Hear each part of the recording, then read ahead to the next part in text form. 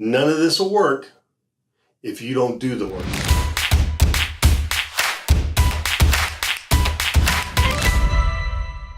Hey guys, success in real estate is all about activity and action, and here is your best practices tip of the week. Today I want to talk about geo farming. We got a lot of feedback on one of the inside tracks that Todd did. The geo farming is something that interests a bunch of you, so I'm going to give you some best practices and some ideas. So first of all, where are you going to even do your geographic farm? There are several ways to pick one. I suggest picking a price range that's popular, not the lowest price range, but maybe the next price range up that, well, you can hopefully take those buyers to make them move up buyers. In the resort markets, obviously not as important. Get a very popular price range.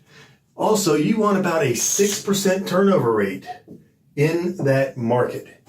So that, depending on how big that market is, 100 homes, that's 6 transactions, or 200 condos, that's 12 transactions a year, and make sure that that is going to match the amount of energy you put into it and the money that you put into it. Because remember, we're always interested in our return on investment and making your money work smart for you.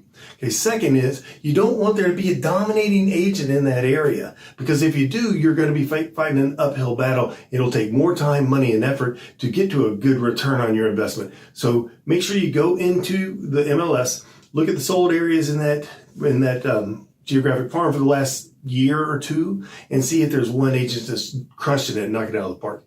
Always a good idea to do it in your geographic farm, in your neighborhood, if that's where you want to work as well.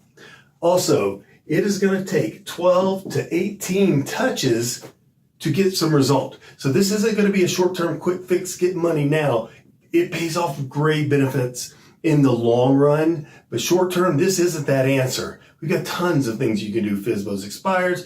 We've talked to you about how to work your sphere of influence, open houses, but this is a long-term game. You got to be ready for it. So the next one's really, really important. In that inside track, Christy Reese commented, got to make it affordable, something you can afford. So you've got to come up with a plan that's affordable. You can do these 12 to 18 touches in 4 months if you can afford to do that. So what are those touches? That's the next step.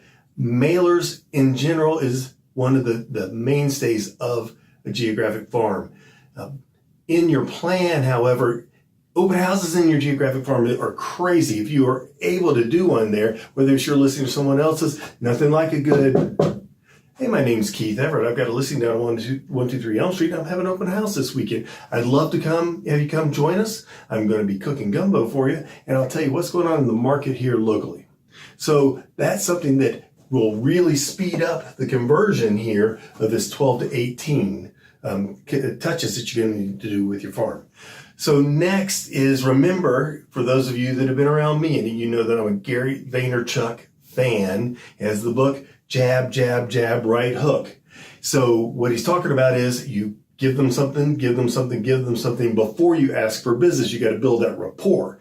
So we need to jab, jab, jab. Give them something. Give them a market report. Give them a newsletter about the community. Give them maybe community events or great places to eat out in the neighborhood. Give them something before you have that call to action. If you'd like more information about what your property is worth, contact me here. If you're ask, in the new economy, it ain't going to work. We're a service economy now. You've got to give in order to get, and you'll get back tenfold when you do it right. So there are my basics for geographic farming. Again, we have talked to your managing directors. We have talked to the sales managers. Everybody has this information, and I want you to succeed. So remember, these tips are great, but if you don't do the work, they're not going to work.